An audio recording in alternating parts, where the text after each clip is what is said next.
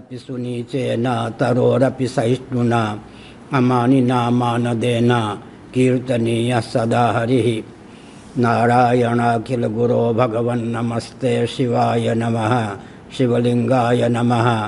तन्मे मनः शिवसंकल्पमस्तु सर्वे भवन्तु सुखिनः। श्री राम जय राम जय जय राम।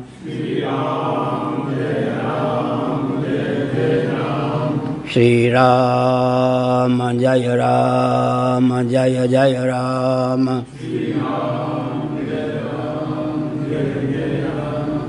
धर्म की अधर्म का प्राणियों में विश्व का गौ माता की गोहत्या भारत सर्वभूत हृदय धर्म सम्राट श्री स्वामी करपात्री जी महाराज की, श्री जगन्नाथ महाप्रभु की, श्री बलभद्र महाप्रभु की, भगवती सुभद्रा देवी की। हर हर महादेव। गोविंद जय जय गोपाल जय जय।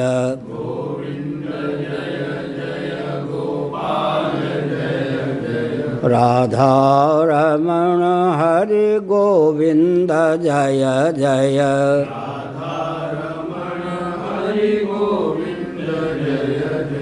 श्री कृष्ण गोविंद हरे मुरारे।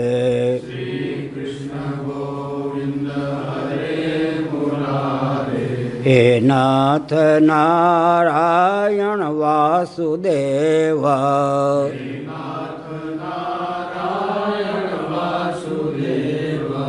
गोविंद जय जय गोपाल जय जय।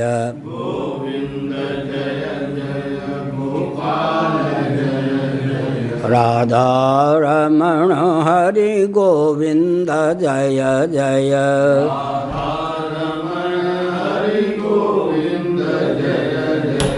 गोविंद जय जय गोपाल जय जय।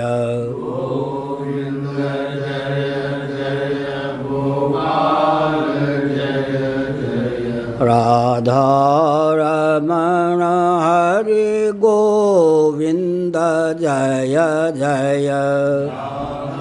हरि गोविंद जय जय। गोविंद जय जय गोपाल जय जय।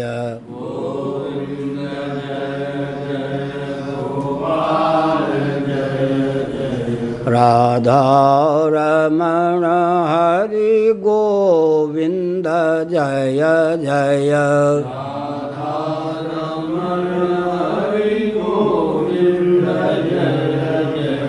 श्री वृंदावन विहारी लाल की जय। नमो महाद्भ्या शंभो शिव शिव शिव शिव शिव शिव नारायण नारायण नारायण।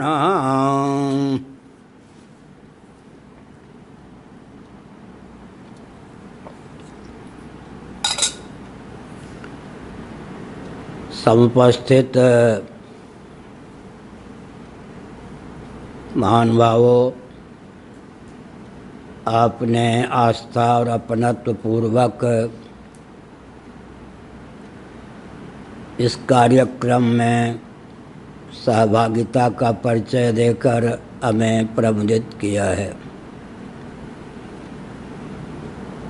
श्री जैन मुनि महाभाग ने बहुत ही धैर्यपूर्वक उत्साहपूर्वक एक तथ्य की ओर ध्यान केंद्रित किया। भारत में जो जनसंख्या को लेकर विसंगति चल रही है, भविष्य में बहुत घातक हिंदुओं के लिए सिद्ध हो सकती है। मैं एक संकेत करना उचित समझता हूँ। पूरे विश्व में और विश्व हृदय जो भारत है उसमें जितनी भी समस्याएं हैं, विसंगतियां हैं, उनकी एक सूची बना लीजिए और विचार कीजिए कि इन विसंगतियों के मूल में कारण क्या है। एक ही उत्तर प्राप्त होगा कि सनातन वेदादि शास्त्र सम्मत सिद्धांत को ठीक से न समझना और उसके पालन में, क्रियान्वयन में, उसे व्यावहारिक रूप देने में शिथिलता, प्रमाद, अदूरदर्शिता, अज्ञता का परिचय देना। कोई सनातन सिद्धांत की जानकारी न रखता हो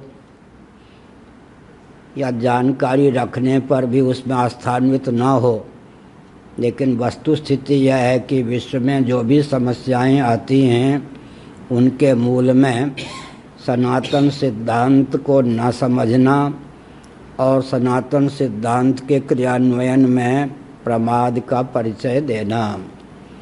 चाहे क्रिश्चियन तंत्र हो, कम्युनिस्ट तंत्र हो, मुस्लिम आदि तंत्र हो, सबके मूल में यही हेतु है। यदि सनातन सिद्धांत को समझकर ठीक ढंग से उसका अनुपालन होता तो क्रिश्चियन तंत्र, कम्युनिस्ट तंत्र, मुस्लिम तंत्र की कोई उपयोगिता ही सिद्ध नहीं होती। उनको उद्भासित करने का, एक पंथ के रूप में ख्यापित करने का मार्ग ही प्रशस्त नहीं होता। विशेषकर मैं क्रिश्चियन महानुभावों से कहना चाहता हूँ, ईसा मसीह जी के जीवन चरित्र को ठीक ढंग से प्रस्तुत कीजिए। सत्य तो अपना मार्ग निकाल ही लेता है महानुभावों। ईसा मसीह जी का जीवन चरित्र लिखा गया, 10 वर्षों तक वे अज्ञात रूप में कहाँ रहे, इसे छिपाने का प्रयास किया गया, लेकिन अनुसंधान करने वालों ने यही निष्कर्ष निकाला कि वो भारतवर्ष में रहे। विशेषकर 3 वर्षों तक श्री जगन्नाथपुरी में रहे। उन्होंने यहाँ के संतों, विचारकों, मनीषियों से मार्गदर्शन प्राप्त किया। मानवोचित की सीमा में सेवा, प्रेम, सद्भाव का मार्ग प्रशस्त किया। हम देह के नाश से जीवात्मा का नाश नहीं मानते, देह के भेद से जीवात्मा में भेद नहीं मानते। मान्य श्री ईसा मसीह जी जहाँ कहीं होंगे दिव्य धाम में, वे अत्यंत व्यथित इस बात को लेकर होंगे कि उनके नाम पर उनके अनुयायी विश्व में क्या कर रहे हैं। सेवा के नाम पर शोषण का प्रकल्प तैयार करना, किसी भी उदात्त संस्कृति के पुरोधाओं को अल्पसंख्यक बनाने का षड्यंत्र करना, छलबल डंके की चोट से शासन करना ईसा मसीह के सिद्धांत के सर्वथा विपरीत है। इसीलिए मैंने पूरे विश्व की दुर्दशा को केंद्र में रखते हुए एक संकेत किया था। यदि आप ईश्वरवादी हैं, चाहे कुरान के आधार पर, चाहे बाइबल के आधार पर, चाहे मनुस्मृति आदि के आधार पर, तो इतना ध्यान रखिए कि सनातन जो सर्वेश्वर हैं उनके अंश सरीखे होते हुए फिर हम प्राणी हैं, प्राणी होते हुए मनुष्य हैं, मनुष्य होते हुए फिर हिंदू, क्रिश्चियन आदि हैं। तो इसका अर्थ क्या हुआ? मानवोचित शील का अतिक्रमण करके मुस्लिम तंत्र, क्रिश्चियन तंत्र, कम्युनिस्ट तंत्र कोई कदम न उठावे तो विश्व में बर्बरता के नाम पर नहीं, अराजकता के नाम पर ही नहीं, मानवोचित शील में आस्था और उसके क्रियान्वयन के बल पर सबके हृदय में उसका स्थान उत्तम ढंग से हो जाए। विसंगति क्या है? फिर से सुनिए। आज जो हिंदुओं की दुर्दशा है उसके मूल में हिंदुओं की संकीर्ण मान्यता, कहाँ तो सर्वम खलिदम ब्रह्म वसुधैव कुटुंबकम, अमृतस्य पुत्राः का सिद्धांत है, और कहाँ व्यवहार में हाय धन, हाय मान, हाय प्राण, हाय परिजन, यहाँ तक सीमा। प्रायः जितने हिंदू हैं अपवाद को छोड़ दें तो धन मान प्राण परिजन तक सीमित हैं, और अगर कोई उससे आगे बढ़ते हैं तो सनातन वर्णाश्रम में जो दिव्यता है, जिसके अनुपालन से मेधा शक्ति, रक्षा शक्ति, वाणिज्य शक्ति, श्रम शक्ति सबको संतुलित रूप में सुलभ हो सकती है, वर्ण संकरता कर्म संकरता के चपेट से मुक्त होकर समाज आह्लादित हो सकता है, लौकिक पारलौकिक उत्कर्ष और परमात्मा की प्राप्ति का मार्ग भी प्रशस्त हो सकता है, उससे करोड़ों किलोमीटर दूर चल चुके हैं। मैंने जैन मुनि जी को भी एक संकेत किया, आपको भी संकेत कर रहा हूँ, ध्यान दीजिए। बहुत धीरे से बोल रहा हूँ, छोटा वाक्य। सिद्धांत तो सनातन आपको मानना ही होगा। सर्वे भवन्तु सुखिनः, सर्वे सन्तु निरामयाः, सर्वे भद्राणि पश्यन्तु मा कश्चित् दुःख भाग् भवेत्। यह जो सिद्धांत है इसको तो मानने की आवश्यकता है ही। जो मानवता का पक्षधर होगा वो सनातन सिद्धांत को तो मानेगा ही। सनातन सिद्धांत को मान करके मन कल्पित कोई विधा अपनाएंगे तो सनातन सिद्धांत व्यवहार में नहीं उतरेगा, विस्फोटक बन जाएगा। हमारी विशेषता क्या है, सनातन सिद्धांत की क्या विशेषता है, इसे विश्व स्तर पर ख्यापित करने की आवश्यकता है। इसलिए मैं पुनः बोल रहा हूँ, सुनिए।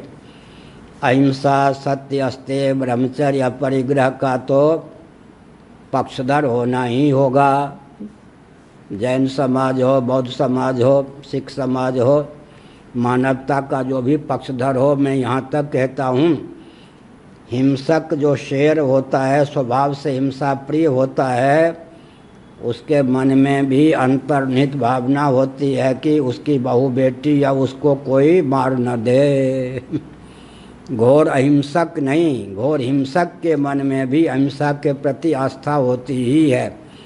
अपने प्रति दूसरों से अहिंसा की अपेक्षा रखता है, लेकिन स्वभाव के वशीभूत होकर दूसरों की हिंसा में संलग्न रहता है। तो अहिंसा की महिमा क्यों है? एक हिंसक की भी भावना होती है कि उसकी कोई हिंसा न कर दे। आतंकवादी भी जब मारे जाते हैं तो परिवार के व्यक्ति रुदन करते हैं। आतंकवादी के परिवार का व्यक्ति भी मर जाता है, मारा जाता है तो भी शोक मनाते हैं। इसका मतलब है अहिंसा के प्रति सबके हृदय में निसर्ग सिद्ध आस्था है। एक नंबर का झूठा व्यक्ति भी यही चाहता है कि दूसरा कोई व्यक्ति झूठ बोलकर उसे चकमे में न डाल दे। इसका मतलब सत्य का पक्षधर तो व्यक्ति होता ही है। बौद्धों ने हमारे सिद्धांत को अपने शब्दों में गुम्फित करते हुए कहा, तत्व पक्षपातो ही स्वभावो धियाम। तत्व पक्षपातो ही स्वभावो धियाम। बौद्धों की यह पंक्ति मुझे बहुत प्रिय है तो सनातन शास्त्रों के अनुरूप ही बौद्धों ने अपने शब्दों में हमारे सिद्धांत को गुम्फित करते हुए कहा, तत्व पक्षपातो ही स्वभावो धियाम। विज्ञानवाद में जिसको बुद्धि कहते हैं, वस्तुतः वह आत्मा ही है। तो बुद्धि का, जीवात्मा का स्वभाव है सत्य का पक्षधर होना। इसका अर्थ क्या है? हमारी बुद्धि और हम स्वयं सत्य के ही पक्षधर होते हैं। मैं एक वैचारिक बम आपको पकड़ा रहा हूँ जिसके बल पर हम कहीं भी पराजित नहीं हो सकते। किसी के हृदय में सत्य को दार्शनिक, वैज्ञानिक, व्यावहारिक धरातल पर आप निरावरण कर्ण कुहणों के माध्यम से पहुंचा दीजिए। किसी के मन तक सत्य को दार्शनिक, वैज्ञानिक, व्यावहारिक धरातल पर पहुंचा दीजिए। उसका मन और वो स्वयं सत्य का ही पक्षधर होगा। तत्व पक्षपातो ही स्वभावो धियाम। जीव का स्वभाव है, बुद्धि का स्वभाव है सत्य का पक्षधर होना। इसका अर्थ क्या है? सनातन सिद्धांत को दार्शनिक, वैज्ञानिक, व्यावहारिक धरातल पर उसका प्रतिपादन करके व्यक्ति के हृदय में प्रतिष्ठित कर दीजिए। अब अपनी सीमा में व्यक्ति कितने अंशों में उसके पालन की स्थिति में है, कितने अंशों में पालन की स्थिति में नहीं है, यह बात दूसरी है। लेकिन वह सनातन सिद्धांत के प्रति आस्थान्वित हो जाए, स्वस्थ क्रांति का पहला यह चरण है। वो कोसे नहीं। कल्पना कीजिए, जो अमेरिका, ब्रिटेन आदि में चले गए या किसी के संपर्क में आकर वर्णाश्रम धर्म से च्युत हो गए, वे यदि स्वीकार करें कि हम भले ही च्युत हो गए, लेकिन मेधा शक्ति, रक्षा शक्ति, वाणिज्य शक्ति, श्रम शक्ति सबको संतुलित रूप में सुलभ हो, लौकिक उत्कर्ष हो, पारलौकिक उत्कर्ष हो, परमात्मा की प्राप्ति का मार्ग भी प्रशस्त हो, इसके लिए सनातन वर्णाश्रम व्यवस्था का अनुपालन अत्यंत अपेक्षित। कम से कम सिद्धांत को मन से स्वीकार कीजिए, पालन की क्षमता हो या न हो यह बात दूसरी है। इससे लाभ क्या होगा, वैचारिक धरातल पर हम एक हो जाएंगे। तो जैन मुनि जी अभी दृष्टिगोचर नहीं हो रहे, किसी काम से चले गए होंगे, लेकिन मैं संकेत करता हूँ, जनसंख्या को ले लीजिए। बहुत अच्छा, हमने पिछले दिनों भी इस पर प्रकाश डाला। हमारे यहाँ समाधान है। ब्राह्मणों को कहा गया कि आप सामान्य रीति से ब्रह्मचर्य आश्रम, गृहस्थाश्रम, वानप्रस्थ आश्रम, संन्यास आश्रम चारों में अधिकृत हैं। ध्यान से सुनिए, जब ब्राह्मण चारों आश्रमों में अधिकृत हैं सामान्य रीति से और इस सिद्धांत का अनुपालन करें, तो ब्रह्मचर्य आश्रम में, वानप्रस्थ आश्रम में, संन्यास आश्रम में तो भोगराग की गति ही नहीं है। 3/4 जीवन तो त्याग, तप, वैराग्य से, संयम से, सत्य सहिष्णुता से भरपूर हो गया। 1/4 जीवन गृहस्थाश्रम के लिए बचा, उसमें भी विधि निषेध का अनुपालन करने पर पूरा जीवन ही संयत सिद्ध हो गया। तो ब्राह्मणों की संख्या जितनी होनी चाहिए समाज में, समाज के उत्कर्ष की भावना से, उससे अधिक हो ही नहीं सकती थी। बिना गर्भपात के, बिना परिवार नियोजन के, बिना पिशाच वृत्ति के जनसंख्या को संतुलित करने की इससे उत्तम विधा क्या हो सकती है। क्योंकि ब्राह्मणों को बताया गया कि कालक्रम से लुप्त ज्ञान विज्ञान को तपोबल से उद्भासित करना और कालक्रम से विकृत ज्ञान विज्ञान को विशुद्ध करना आपका दायित्व है। धर्म नियंत्रित, पक्षपात विहीन, शोषण विनिर्मुक्त, सर्वहितप्रद सनातन शासन तंत्र की स्थापना में आपकी सहभागिता चाहिए। इसका मतलब क्या हुआ, सुसंस्कृत, सुशिक्षित, सुरक्षित, संपन्न, सेवापरायण, स्वस्थ, सर्वहितप्रद व्यक्ति और समाज की संरचना में आपके जीवन का उपयोग और विनियोग होना चाहिए। इतना गुरुतर दायित्व दिया गया और आपको व्यापार इत्यादि से दूर रहकर शिलोन्स वृत्ति के द्वारा, याचित वृत्ति के द्वारा, भिक्षा वृत्ति के द्वारा, कंदमूल फल के द्वारा जीवन यापन करना चाहिए। इस ढंग से अगर ब्राह्मण अपने जीवन को व्यतीत करते तो मेधा शक्ति संपन्न ब्राह्मण अपने दायित्व के निर्वाह में दक्ष, प्रशिक्षण प्राप्त ब्राह्मण जितने होने चाहिए समाज में, उससे अधिक हो ही नहीं सकते थे, न उससे न्यून हो सकते थे। आगे लीजिए, क्षत्रियों को कहा गया कि आप संन्यास का दरवाज़ा मत खटखटाइए, बुरा न मानो, होली है। अगर राजकुमार गौतम जी, क्षत्रिय कुलभूषण महावीर जी इधर न आ जाते, बाबा न बन जाते तो क्या होते, क्षत्रियोचित ओजस्विता तो बनी रहती या नहीं। दो हमारे लाडले लाल क्षत्रिय शिरोमणि जब संन्यास पथ की ओर चल पड़े तब से विसंगति आ गई। इसको तो स्वीकार करने की आवश्यकता है। मन से स्वीकार कीजिए, बाहर से अनुपालन की क्षमता अलग है। हमने एक संकेत किया, आज जो रक्षा को लेकर हमें चिंता है, किस बात को लेकर, 2 क्षत्रिय कुलभूषण जब इधर आ गए, छात्र धर्म से कुछ विरक्त हो गए, तब हमारे लिए एक समस्या बन गई। पूरे देश के लिए, विश्व के लिए ये भुजदंड है। किस विश्वविद्यालय में इनको प्रशिक्षण प्राप्त हुआ कि शरीर के किसी अंग या प्रत्यंग पर वार की संभावना हो तो टूटने फूटने की चिंता किए बिना आपको यूं कर दो। ये दृष्टांत बहुत बढ़िया है।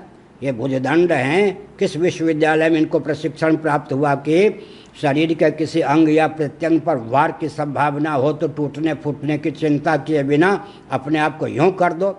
परंपरा प्राप्त निसर्ग सिद्ध संस्कार संवेत ये भुजदंड है।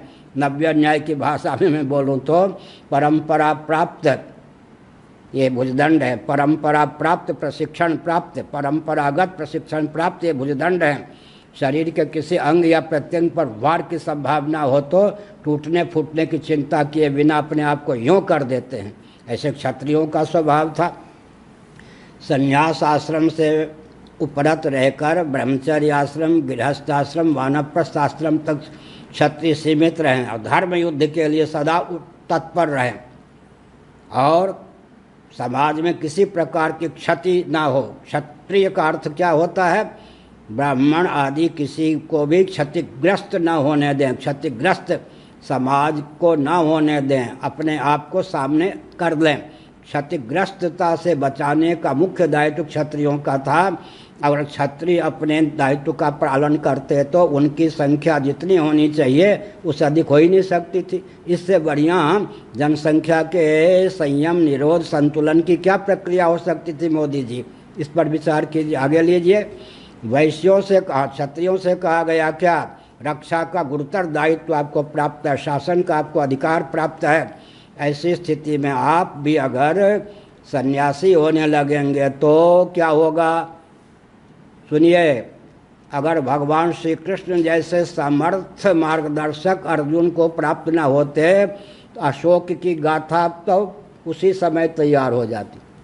अशोक जी को, उड़ीसा सावधान, अशोक जी को क्या भगवान श्री कृष्ण जैसे समर्थ मार्गदर्शक नहीं मिले, इसलिए क्षत्रिय होकर भी वो दिशाहीन हो गए, जिसका फल हमको भोगना पड़ रहा है। अगर श्री कृष्ण जैसे मार्गदर्शक, छात्र धर्म स्थान्वित करने वाला व्यक्ति अर्जुन को प्राप्त न होता तो प्रथम अशोक की भूमिका तो अर्जुन ही प्रस्तुत करते ना। हमने एक संकेत किया, धर्म युद्ध, अभिमन्यु का विवाह 7 महीने पहले हुआ था, पत्नी ने नहीं रोका, परीक्षित केवल गर्भ में थे, माँ के गर्भ में। कल विवाह हुआ हो या कल विवाह होना हो, क्षत्रिय वीर अगर धर्म युद्ध का अवसर आ जाए तो घर में ना रुके। उसकी पत्नी क्षत्रियाणी इतनी ओजस्विता से पूर्ण होती थी, पतिदेव घर में रहकर क्या करिएगा, युद्ध के मैदान में जाइए। इसका अर्थ क्या है? क्षत्रियों की जितनी आवश्यकता थी उससे न्यून या अधिक क्षत्रिय हो ही नहीं सकते थे। जनसंख्या के संयम का बिना पाशविक वृत्ति के सब इससे बढ़िया उपाय क्या हो सकता था? जैन मुनि जी ध्यान दीजिए, वैश्यों से क्या कहा गया? कृषि, गौरक्ष, वाणिज्य इत्यादि का गुरुतर दायित्व आपको प्राप्त है। अगर आप भी वानप्रस्थ होने लगेंगे, सन्यासी होने लगेंगे तो अर्थव्यवस्था, वाणिज्य की व्यवस्था समाज को संतुलित रूप में प्राप्त नहीं होगी। तो वैश्यों की जितनी संख्या होनी चाहिए उससे अधिक हो ही नहीं सकती थी। स्वाभाविक रूप से निसर्ग सिद्ध जनसंख्या का संयम था, निरोध था, बिना पाशविकता का आलम्बन लिए। शूद्रों से कहा गया कि सेवा का गुरुतर दायित्व आपको प्राप्त है। जितने कुटीर उद्योग, लघु उद्योग और जो सेवा के प्रकल्प हैं आपके ऊपर निर्भर हैं। अगर आप भी गुरुकुल का दरवाज़ा खटखटाएंगे, वानप्रस्थ होने लगेंगे, सन्यासी होने लगेंगे तो सेवा के प्रकल्प, कुटीर उद्योग, लघु उद्योग के प्रकल्प शिथिल पड़ जाएंगे, राष्ट्र गड्ढे में पहुंच जाएगा। तो उनकी जितनी संख्या होनी चाहिए उससे कम या अधिक हो ही नहीं सकती थी। मैंने यह तथ्य कई बार प्रकाशित किया, लेकिन नए श्रोता होने के कारण विशेषकर जैन मुनि महाभाग को लक्ष्य बनाकर जनसंख्या को लेकर जो उनकी चिंता उसको दूर करते हुए मैंने संकेत किया, सनातन वर्णाश्रम व्यवस्था के अनुपालन में शिथिलता, उसके विलोप की विधा के कारण ही विश्व स्तर पर जनसंख्या की समस्या बनी हुई है। आगे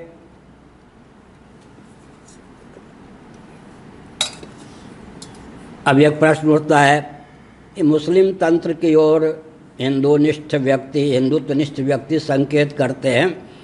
बहुत लाड़ प्यार से माननीय श्री मोहम्मद जी का स्मरण करते हुए मैं एक संदेश शंकराचार्य के पद से मुस्लिम तंत्र को देना चाहता हूँ। जगत गुरु, वैसे ब्राह्मण जन्म से ही जगत गुरु होता है, अगर अपने स्वरूप को समझ ले तो उसकी हर चेष्टा विश्व को स्वस्थ मार्गदर्शन देने में ही विनियुक्त होती है। लेकिन बाहर से भी मैं जगत गुरु के पद पर प्रतिष्ठित हूँ, तो स्वप्न में भी ऐसा नहीं होता कि अमुक तंत्र का बंटाढार हो जाए। इसलिए मैं संकेत करता हूँ कि मुस्लिम तंत्र केवल एक मेरा अनुरोध मान ले। आप इस बात पर विचार कीजिए कि आप प्राणी होते हुए, बन सके तो यहाँ से विचार कीजिए, खुदा के नूर होते हुए, खुदा के तेज होते हुए, खुदा के अंश होते हुए आप प्राणी हैं, प्राणी होते हुए मनुष्य हैं, मनुष्य होते हुए फिर आप मुसलमान हैं। तो मानवोचित शील का अतिक्रमण करके कोई चेष्टा आपके जीवन में होगी नहीं। ध्यान गया? आप मुस्लिम हैं, आप मुसलमान हैं, इसको तो आपने पकड़ के रखा, लेकिन मनुष्य होते हुए, प्राणी होते हुए मुसलमान हैं, इतना अंश अगर आप पकड़ लें तो आपका जीवन सबके लिए सुमंगल होगा। और मैं एक संकेत करता हूँ, आप तो बहुत उत्तम ढंग से अपनी जो ओजस्विता है वो छात्र धर्म के रूप में परिणत कर सकेंगे। मैं एक संकेत करता हूँ, बुरा न मानो, होली है, महाभारत के शांति पर्व में एक संकेत किया गया, अंत्यज जाति में जो कोल, भील, किरात इत्यादि हैं, राजा का कर्तव्य है कि बहादुर होते हैं ये कोल, भील, किरात, इनको सेना में रखे, प्रशिक्षण दे तो राष्ट्र की सुरक्षा होगी। मुस्लिम तंत्र अगर अपने उग्रता का, ओजस्विता का परिचय इस बात को लेकर दे कि वे प्राणी होते हुए मनुष्य हैं, तो मानवता की सीमा में अपनी ओजस्विता को निबद्ध कर दें, तो कल से ही मुस्लिम तंत्र जो है विश्व के लिए वरदान स्वरूप सिद्ध हो जाए। कोई डर के मारे बोले या ना बोले, पूरे विश्व के लिए एक समस्या तो बन गए हैं ये।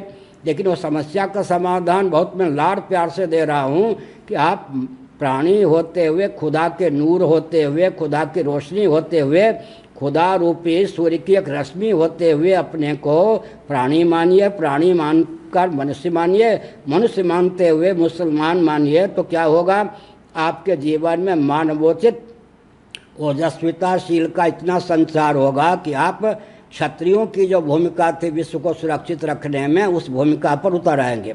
साथ ही साथ अपने पूर्वज का ध्यान रखिए। यदि संस्कृत में हम कहें यवन, तो मैंने अभी बताया था कुछ 1.5 घंटा पहले, वशिष्ठ जी की नंदिनी के शरीर के विन्यास से गोवंश की रक्षा के लिए, नंदिनी की रक्षा के लिए जिन बहादुरों की उत्पत्ति हुई, अयोनिज, इसका मतलब केवल शरीर के हिलन डुलन से जिन व्यक्तियों की उत्पत्ति हुई उन्हीं का नाम यवन। ये गोरक्षक थे जी, आपके पूर्वज अगर यवन आप मानते हैं तो गोरक्षक, सनातन परंपरा से विचार करें तो आप गोरक्षकों की प्रजाति हैं।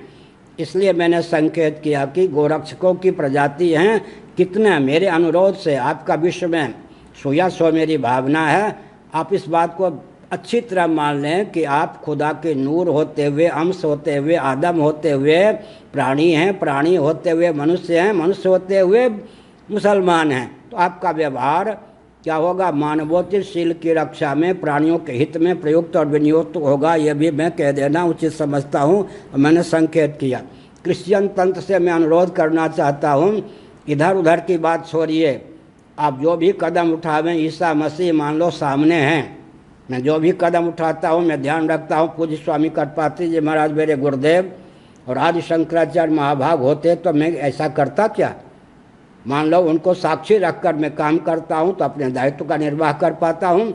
आप जो भी कदम उठावें अपने लिए, विश्व के लिए एक मान्यता स्थिर कीजिए। आज अगर आपके सामने ईसा मसीह होते तो क्या इस प्रकार का कदम उठाते आप? तो आपके जीवन में वो संयम होगा कि आप भी विश्व के लिए वरदान स्वरूप से सिद्ध होंगे। सेवा के नाम पर आप शोषक सिद्ध नहीं होंगे। किसी भी वर्ग की संख्या को लुप्त करने में आपका गुप्त या प्रकट क्या होगा, योगदान नहीं होगा। योगदान माने आप शोषक न होकर अपने लिए, पूरे विश्व के लिए वरदान स्वरूप सिद्ध होंगे। ये मैंने संकेत किया। अब रह गए कम्युनिस्ट प्यारे, ये विचार करो कि जिनको जिनको आप आदर्श मानते थे, मुझे सब मालूम है, कम्युनिस्टों का सिद्धांत अच्छी तरह मालूम है। मैं एक संकेत करना चाहता हूँ, कार्ल मार्क्स आदि जिनको जिनको आप आदर्श मानते हैं, उन्होंने अपने जीवन में पूर्व मान्यता पर पानी फेर के कहा, उस समय की मेरी जो मान्यता थी वो ठीक नहीं थी, अब जो मान्यता है वो ठीक है। कल्पना कीजिए वो और चिरायु होते, दीर्घ समय तक रहते, तो धीरे धीरे वो कहाँ पहुँच जाते। वेदादि शास्त्रों में जो संदेश और सिद्धांत निरूपित किया गया, स्थापित किया गया है, उसी के वो पक्षधर होते। किसी की आयु 1000 वर्ष की हो जाए, बार बार चिंतन करता रहे कि इस समय जो मेरी मान्यता है वो मेरे हित में, विश्व के हित में कितने अंशों में प्रयुक्त और विनियुक्त है। विचार करते करते करते करते वह इसी सिद्धांत पर पहुँचेगा, सनातन सिद्धांत और उसके अनुपालन की विधा का आलम्बन लेकर ही अपने लिए उपयोगी हो सकता हूँ, समाज के लिए उपयोगी हो सकता हूँ। कम्युनिज्म की आधारशिला क्या है? विश्व में आर्थिक विषमता न हो, समृद्ध व्यक्ति जो हैं, फैक्ट्री आदि चलाने वाले, उद्योग परायण व्यक्ति, और मजदूरों का शोषण न करें। मजदूर अधिक श्रम करते हैं, श्रमिक अधिक श्रम करते हैं, उनके श्रम का लाभ धनाढ्य व्यक्ति प्राप्त उठाते हैं, उनको कुछ पकड़ा देते हैं। इसीलिए अंत में क्या हुआ, कम्युनिस्टों ने क्या किया, कम श्रम हो अधिक उत्पादन हो, इसलिए महायंत्रों के आविष्कार पर क्या हुआ, कम्युनिस्टों ने ध्यान दिया। फिर से सुनिए, मार्क्सवाद रामराज्य नामक ग्रंथ हमारे पूज्य गुरुदेव स्वामी कर्पाती जी महाभाग के द्वारा विरचित है। रूस ने भी उसकी भूरी भूरी प्रशंसा की है, और भारत में कम्युनिस्टों के शासन तंत्र को न आने देने में उसी ग्रंथ की भूमिका रही है। गीता प्रेस से वह ग्रंथ हिंदी में प्रसारित है। कम से कम मार्क्स का जो सिद्धांत है, मार्क्सवाद और अर्थ, मार्क्स का सिद्धांत वो पढ़िए। इसका मतलब क्या है, ये जो श्रमिक हैं ये शोषित सिद्ध न हो, इसीलिए महायंत्रों पर बल दिया गया। महायंत्रों के माध्यम से एक व्यक्ति अधिक काम करेगा, श्रम अधिक होगा, उपज अधिक होगी। कम समय में क्रम श्रम के द्वारा, कम सहयोगियों के द्वारा अधिक से अधिक वस्तु का उत्पादन और उसके सेवन से मौज मस्तीपूर्ण जीवन, यही यांत्रिक विधा का एक वाक्य में सारांश है। फिर से सुन लीजिए, यंत्र को लेकर हजारों पृष्ठों में कोई ग्रंथ क्यों न प्राप्त हो, उसका सारांश अगर एक वाक्य में निकालेंगे तो क्या सिद्ध होगा। महायंत्रों के आविष्कार की आवश्यकता क्या है, प्रयोजन क्या है, इस पर विचार कीजिए। कम समय में कम श्रम के द्वारा, कम सहयोगियों के द्वारा अधिक से अधिक वस्तु का उत्पादन, उत्पादित वस्तु के वितरण और सेवन से मौज मस्तीपूर्ण जीवन, यही तो महायंत्रों के आविष्कार का प्रयोजन था। लेकिन थोड़ा विचार कीजिए, आर्थिक विपन्नता देश में बढ़ गई। बुरा न मानो, होली है, ज्योतिर्वसु जी आप जहाँ भी हों ध्यानपूर्वक सुनिए। 2 रोटी श्रमिकों को सुलभ हो, इसके लिए क्रांति की इन लोगों ने। 2 रोटी की समस्या श्रमिकों की ज्यों के त्यों बनी रह गई, और 2 रोटी देने के नाम पर वो मुख्यमंत्री बन गए, कोई प्रधानमंत्री बन गए, कोई रक्षा मंत्री बन गए, कोई गृह मंत्री बन गए। आंसू किसी ने मजदूरों का पोछा क्या? अंदर की पोल पट्टी है या नहीं, ज्योतिर्वसु जी ये सब? मैंने इन सब का शासन देखा है बंगाल में। फिर से सुनिए, मजदूरों के, श्रमिकों के आंसू को पोंछने की भावना से, उन्हें 2 रोटी सुलभ कराने की भावना से, उनको पेट भरने की भावना से, उनके नाम पर जो लोग उठे, चीन में उठे हों या भारत में उठे हों या किसी रूस में उठे हों, वे धनाढ्य हो गए या नहीं? स्वयं को अरबपति बनाने में, करोड़पति बनाने में, शासक बनाने में क्या है, मजदूरों के नाम का उपयोग किया या मजदूरों की समस्या का समाधान किसी ने किया? हमारे यहाँ विचार कीजिए, जब हर व्यक्ति की जीविका जन्म से आरक्षित होती थी तो अपने आप अर्थव्यवस्था सबको संतुलित रूप में सुलभ होती थी। साथ ही साथ श्रमजीवी बुद्धिजीवी का विभाग कहाँ था जी? हर एक व्यक्ति श्रमजीवी है, हर एक व्यक्ति बुद्धिजीवी है। श्रमजीवी बुद्धिजीवी कहकर इन नेताओं ने श्रमजीवियों के आंसू को पोंछा या श्रमजीवियों को और आंसू प्रदान किया? इस पर विचार कीजिए। 2 विभाग कर दिया गया विश्व में, ये श्रमजीवी हैं, ये बुद्धिजीवी हैं। इस विभाग ने श्रमजीवियों का हित किया या बंटाढार कर दिया? एक विचार करने की आवश्यकता है। सवर्ण असवर्ण इन दो शब्दों का प्रयोग करके राजनेताओं ने कहाँ पहुंचा दिया जी? झगड़ा लगा दिया या नहीं?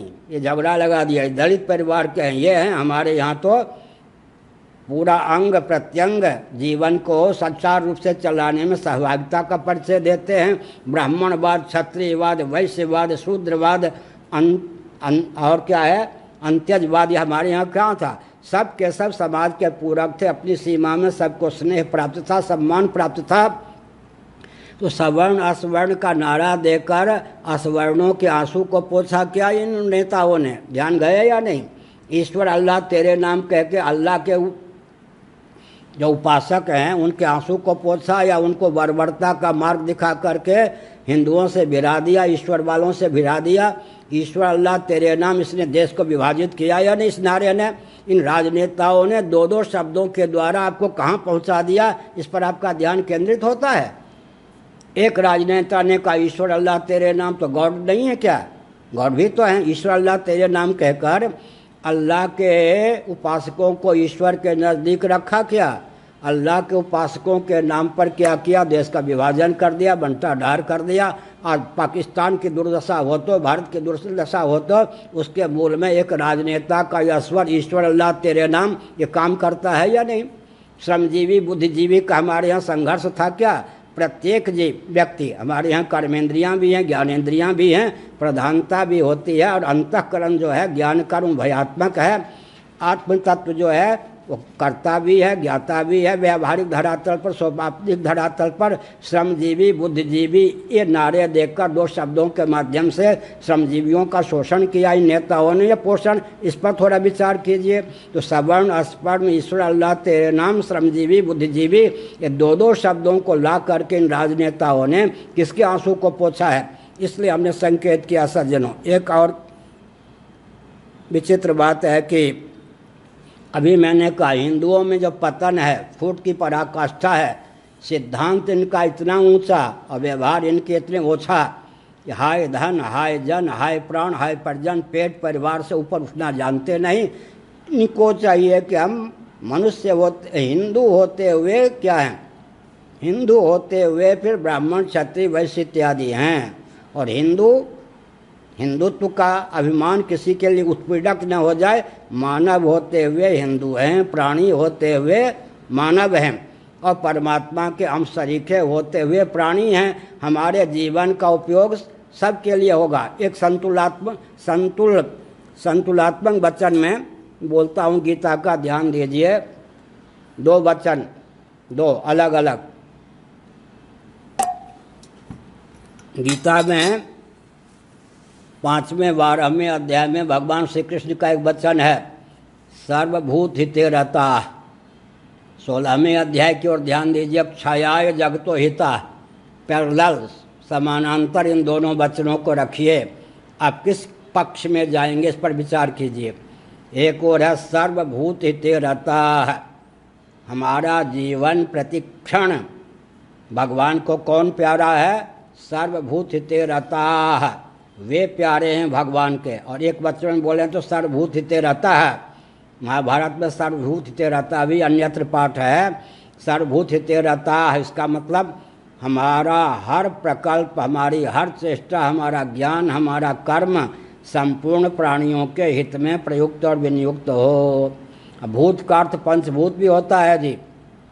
पृथ्वी, जल, तेज, वायु, आकाश का नाम भी भूत है। इसका मतलब पृथ्वी, जल, तेज, वायु आदि को भी जो ऊर्जा के स्रोत हैं विकृत करने में, क्षुब्ध करने में हमारे जीवन का प्रयोग ना हो। स्थावर प्राणी जितने भूत हैं, स्थावर जंगम जितने भूत हैं, प्राणी हैं, उनके हित में हमारे जीवन का उपयोग हो। दैवी संपत्ति, वास्तविक में हिंदुत्व क्या है, आर्यत्व क्या है, वैदिक बाट पर चलने की पहचान क्या है? सर्वभूत हिते रहता है।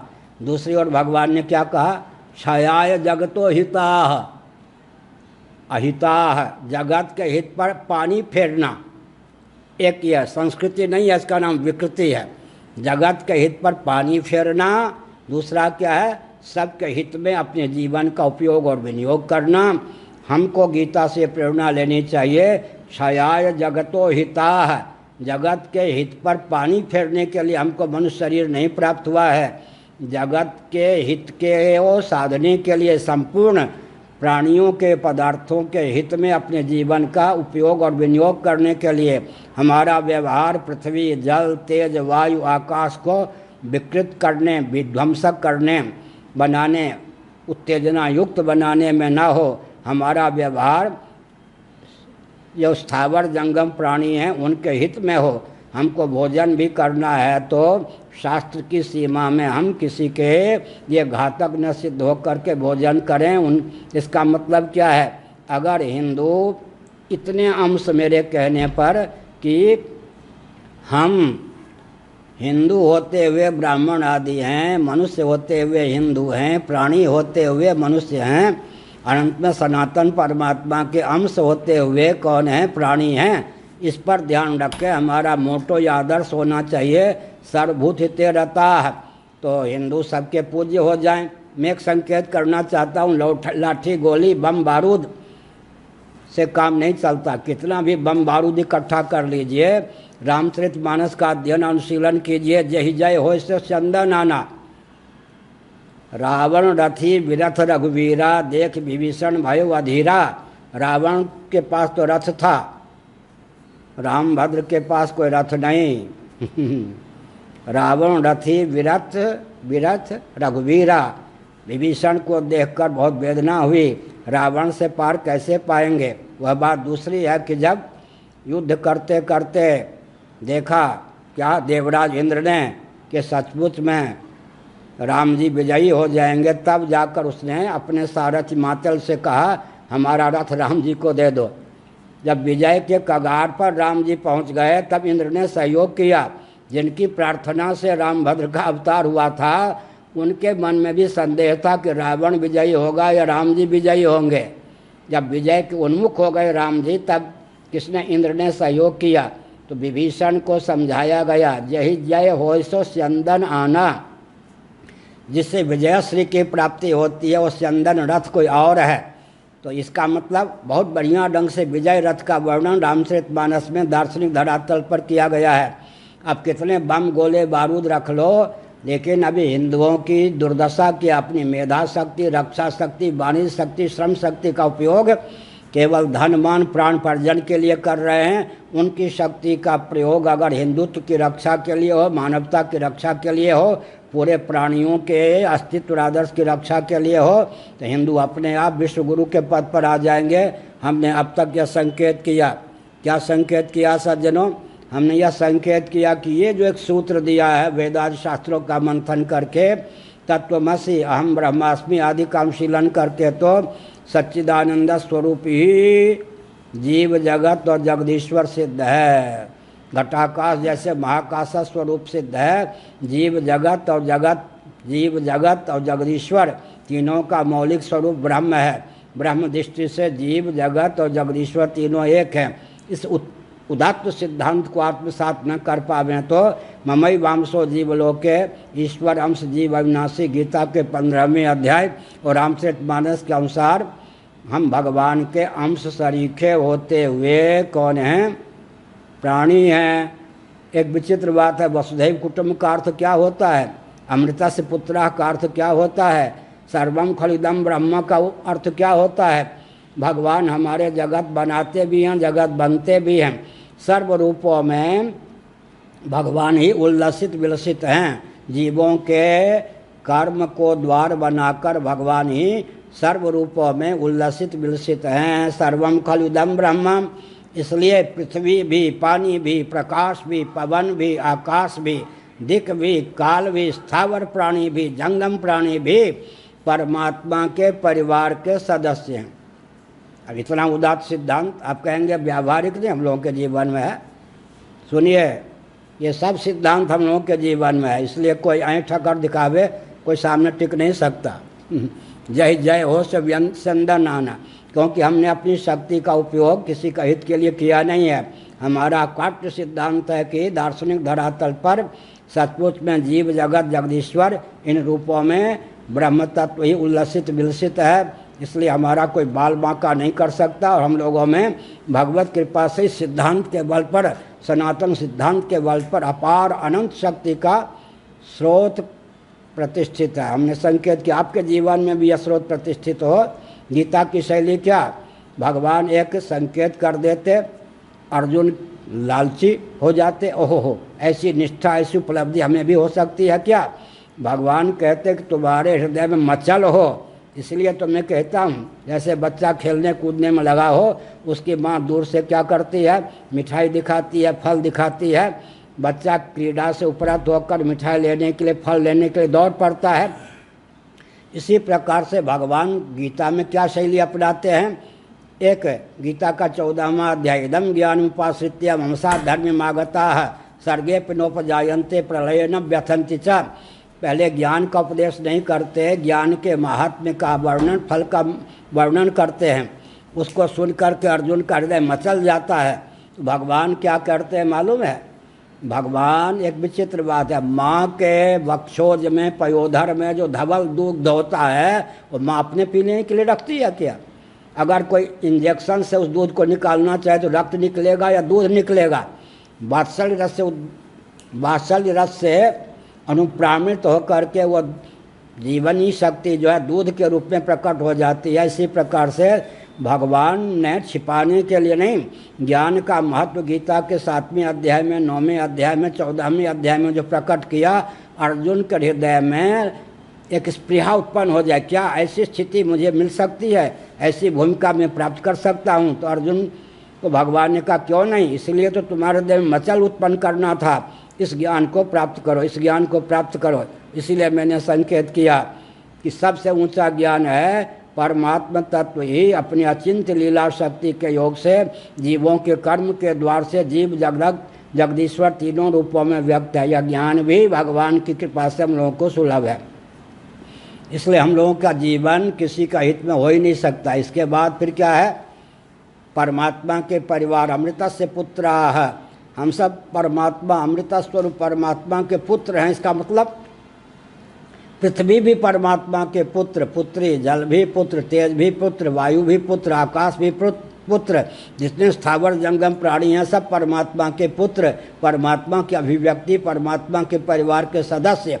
तो हमने आज दार्शनिक धरातल पर एक आत्मचिंतन के द्वारा सबके उत्कर्ष का मार्ग प्रशस्त किया। जितने मनुष्य हैं सबके, प्राणी तो अपनी जगह पर हैं, एक जो समानांतर वचन है, पैरेलल वाक्य है, उसको ध्यान में रखे। एक और है क्या, सर्वभूत हितरता गीता में, एक और क्या, छाया जगतो हिता। एक वो हैं जिनका प्रत्येक क्षण प्रत्येक सांस जीवन के एक एक गतिविधि सबके हित में प्रयुक्त और विनियुक्त है। दूसरे कौन हैं, छाया जगतो हिता, जगत के अहित में, जैसे कोरोना का प्रतिक्षण जो है जगत के अहित में प्रयुक्त है, मनुष्य होने पर भी कोरोना हो गए।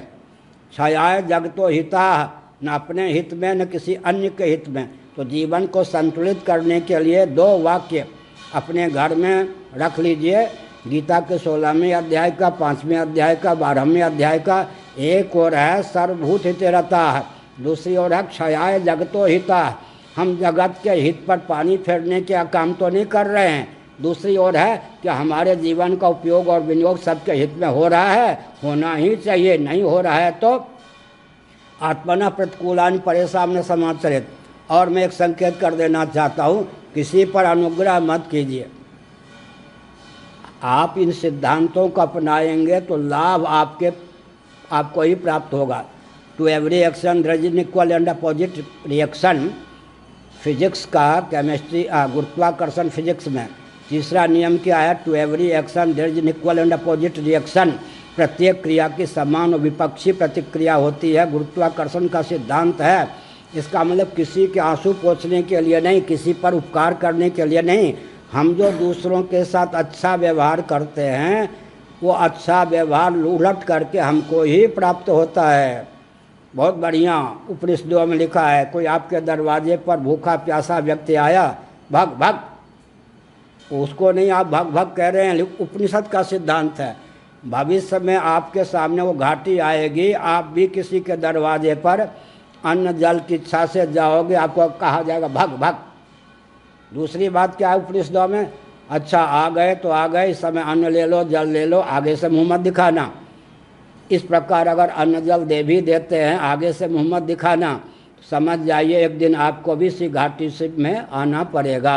आइए आइए, भगवान ही अतिथि के रूप में आए हैं, कहिए मेरे पास जो कुछ सामग्री है उससे आपको तृप्त करने की भावना है, आपकी अतिथि सत्कार की सीमा में क्या सेवा हो।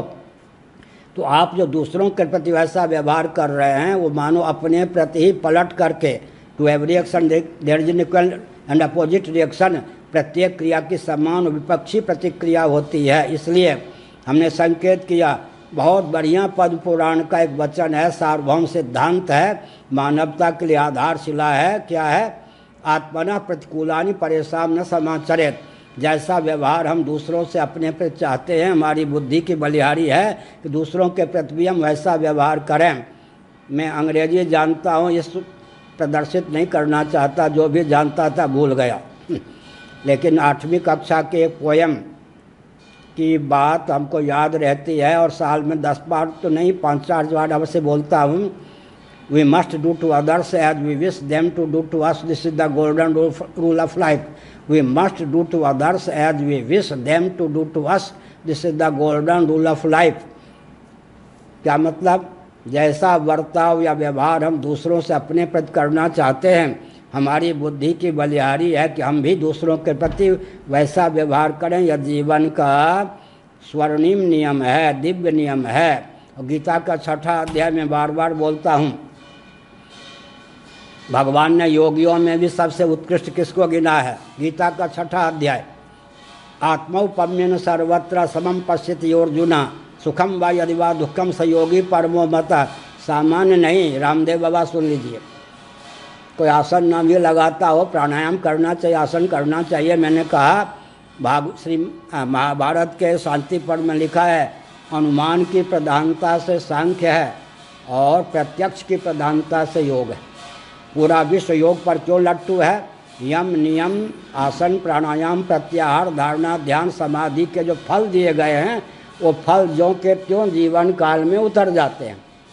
तो दृष्टि जगत के प्रति आकर्षण होता ही है। जैसे हम पानी पीते हैं, आस्तिक नास्तिक वह सम्मत सिद्धांत है कि प्यास की निवृत्ति होती है, देहेंद्रीय प्राणांतकरण में पुष्टि होती है और तृप्ति होती है।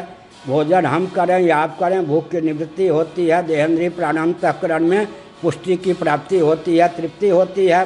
तो अन्न जल के महत्व को कौन नहीं स्वीकार करेगा। इसी प्रकार से एक विचित्र बात भगवान ने कही, आत्मौपम्येन सर्वत्र समम पश्यति अर्जुना, सुखम वा यदि वा दुखम स योगी परमो मतः।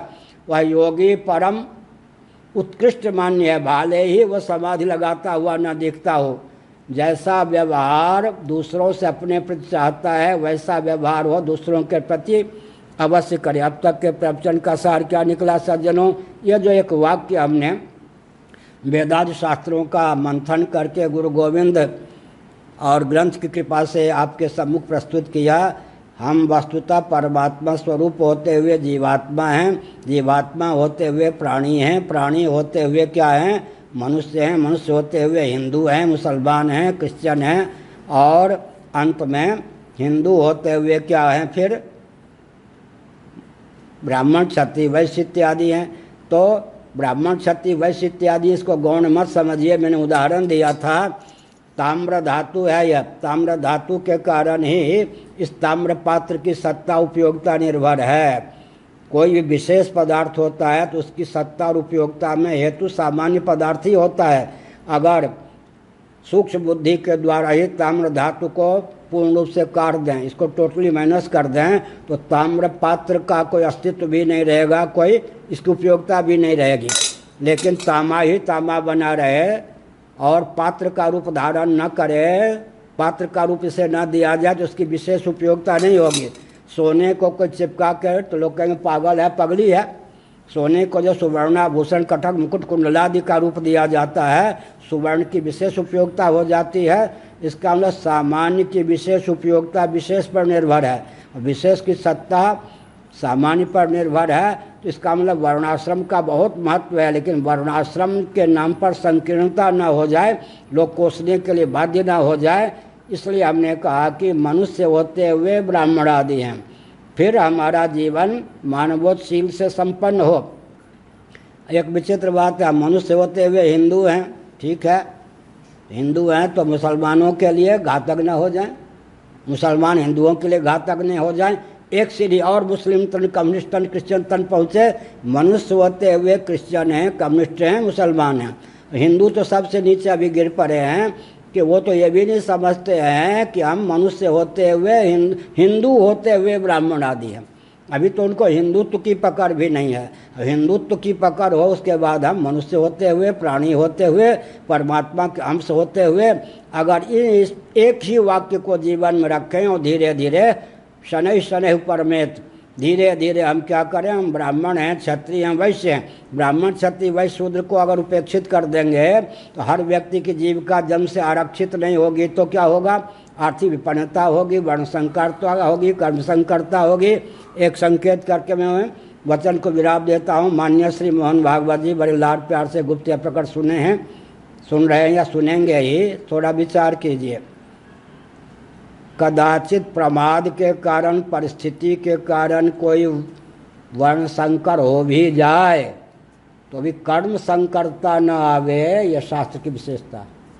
जीविका को लेकर आर्थिक विपन्नता हमारे यहाँ कैसे होगी, फिर से सुनिए।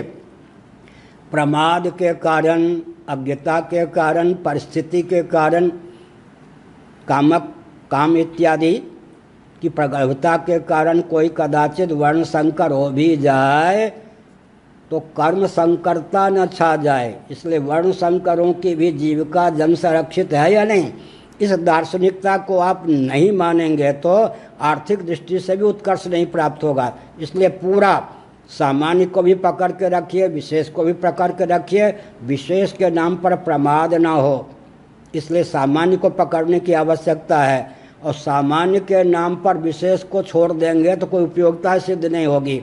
इसलिए सामान्य और विशेष दोनों में सामंजस्य साध करके आगे बढ़ने की आवश्यकता है। मैं फिर से कहता हूँ कि आज के प्रवचन का सारांश वही आया, इस बात को विश्व स्तर पर फैलाने की आवश्यकता है। अगर मुस्लिम तंत्र, क्रिश्चियन तंत्र, कम्युनिस्ट तंत्र मानता है कि कभी कभी कहीं कहीं नेतृत्व सुलभ न होने के कारण स्वस्थ वो ऐसा उनका जीवन हो जाता है कि अन्यों के लिए घातक सिद्ध होता है, तो एक कदम आगे बढ़ जाएं। हम मनुष्य होते हुए क्रिश्चियन हैं, कम्युनिस्ट हैं, मुसलमान हैं, तो कम से कम मानवोचित शील का परित्याग करके कोई व्यवहार नहीं होगा। वो एक प्रकार से छात्र धर्म के अनुगामी बन जाएंगे, विश्व के लिए हितैषी बन जाएंगे। हिंदुओं को भी आवश्यकता है कि आप पहले ये सोचिए कि हम हिंदू होते हुए ब्राह्मण इत्यादि हैं, फिर मनुष्य होते हुए हिंदू हैं, फिर हम सब मिलकर क्या करें, हम प्राणी होते हुए क्या हैं, मनुष्य हैं, फिर हम परमात्मा के परिवार के घटक। अगर कम्युनिस्ट परमात्मा को नहीं मानते तो थोड़ा सुन लीजिए, प्राणी होते हुए मनुष्य हैं तो मानेंगे ही, प्राणी होते हुए मनुष्य हैं तो मानेंगे ही। एक चुटकुला सुना के, सच्ची घटना सुना के वचन को विराम देता हूँ। एक व्यक्ति आया, काशी में हड़कंप मचा दिया उसने। ईश्वर का खंडन करने के लिए वो आया था। ईश्वरवादी जितने थे उसके सामने कोई टिक नहीं सके, सच्ची घटना। कुछ गुरुदेव स्वामी कटपाती जी महाराज ने हमको बताया, नैयायिकों के ईश्वर, वैशेषिकों के ईश्वर, शेश्वर सांख्यवादी योगियों के ईश्वर, वेदांतियों के ईश्वर और वल्लभ संप्रदाय आदि के ईश्वर, यहाँ तक कि कुरान शरीफ के ईश्वर, बाइबल के ईश्वर, सबकी धिज्जी उड़ा के कहीं भी काशी में या नहीं पूरे भारत में किसी को टिकने नहीं दिया। अब वो सब पूरे काशी में अगर कोई विजयी हो जाए तो माना जाता है कि शंकर की नगरी पराजित हो गई, शंकर भगवान को ही कलंकित कर दिया। इसलिए काशी की महिमा है। शास्त्रार्थ में भी अगर कोई काशी को विजय कर ले कि काशी में कोई विद्वान नहीं रहा तो फिर काशी कलंकित मानते हैं। इसलिए दक्षिण के एक आचार्य आए, चुनौती दे दी लोगों को, तो दाक्षिणात्य जो ब्राह्मण थे उन दिनों, उन्होंने कहा कि देखिए हम भी दाक्षिणात्य, आप भी दाक्षिणात्य, लेकिन काशी की प्रतिष्ठा है, आप अगर इस पर चुनौती देते हैं हम शास्त्रार्थ के लिए आपसे तैयार हैं। सच्ची घटना है, कौन आचार्य थे मैं नहीं कहूँगा, सच्ची घटना। मैंने द्राविड़ लोग भिड़ गए, आप दक्षिण के, हम भी दक्षिण थे, लेकिन दाक्षिणात्य पद्धति नहीं। काशी को चुनौती दे रहे हैं कि काशी में कोई विद्वान नव्य न्याय का नहीं रह गया तो हमसे भिड़ जाइए, काशी कलंकित ना हो। पूज्य गुरुदेव उन दिनों नौका में रहते थे, गंगा में। लोग आए, महाराज काशी के नाक कट रही है। वो तो कोई उसके सामने टिका नहीं। अच्छा बुलाओ, बुलाया। महाराज का स्वभाव था दूसरों की बात बहुत प्रेम से सुनते थे, ऐसे ऐसे बैठकर। हाँ कहिए आपको। उसने कहा कि महाराज और लोग भी समझे, मैं हिंदी में शास्त्रार्थ करूँगा, आप हिंदी में कीजिए, संस्कृत में कीजिए, हिंदी में कीजिए, और लोग भी समझें। बहुत कोलाहल, लोग और सो खूब नौका लेकर नौका पे बैठ गए पास में। उस व्यक्ति ने क्या किया, 3 घंटे तक ईश्वर का खंडन किया।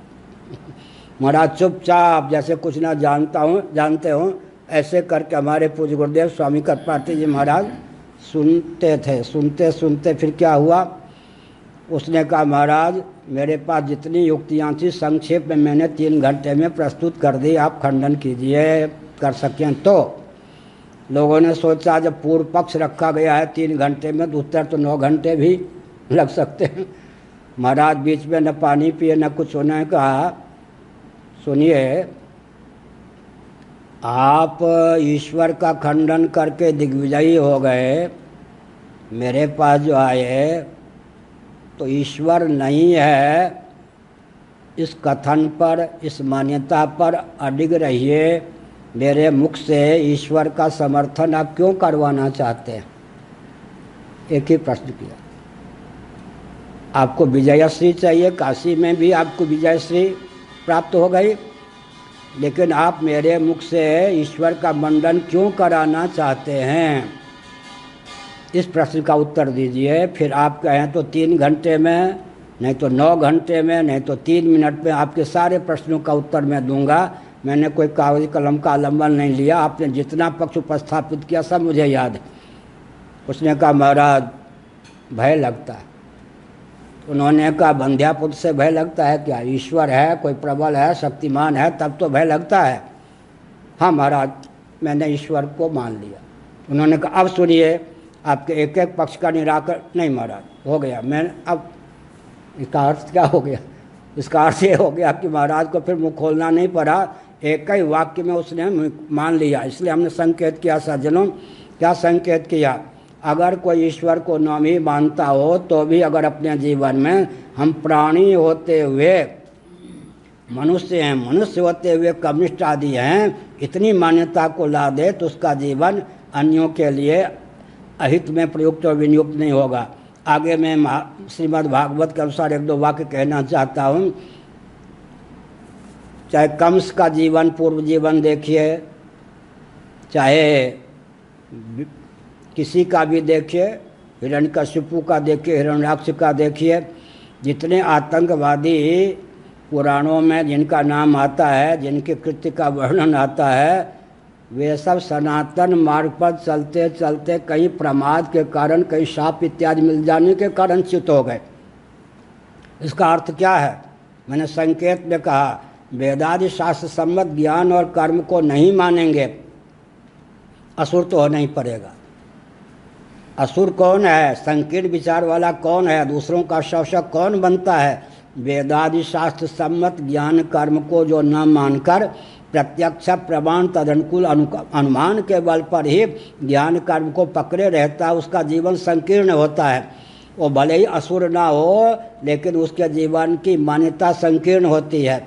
तो अपनी मान्यता को सुदृढ़ करने के लिए वेदादि शास्त्र सम्मत ज्ञान और कर्म का पक्षधर होना चाहिए।